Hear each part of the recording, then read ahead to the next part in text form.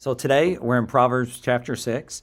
Solomon is writing this incredible book of wisdom to his son, and we all benefit from it. And so we see here right at the beginning, he is writing to his son, my son. He doesn't tell us which son in particular. He could have just written to a specific son, and all his sons benefited from it, or he's writing to a specific son. And so we see down here in verse 3, my son, save yourself.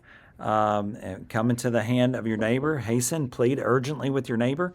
If you've let them borrow money, if you put down a down deposit for somebody, if you've ever done that, that's not always a great thing to do. And so Solomon's saying, hey, listen, don't be quick to pledge your support for somebody or to give somebody a down payment for a house or a new car. In fact, you want to try to avoid that. And then here in verse beginning, let's just say verse 6.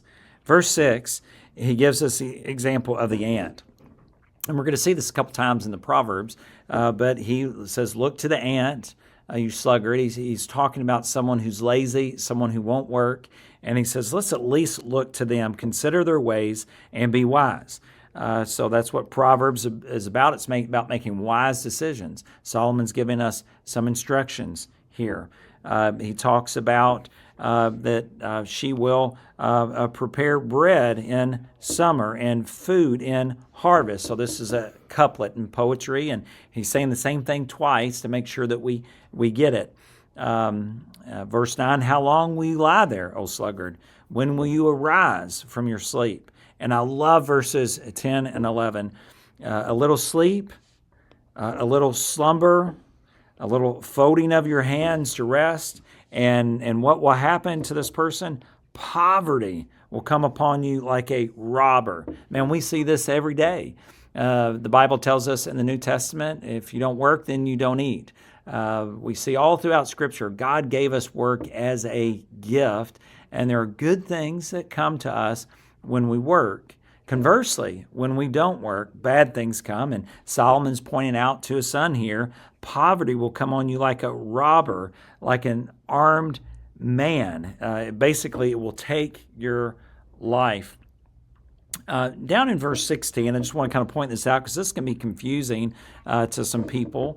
Verse 16 says, there are 6 things that the Lord hates, 7 that are an abomination to him. So the question is it 6 things or is it 7 things? Well, you can look in the next few verses and it's 7 things. So why does he say 6?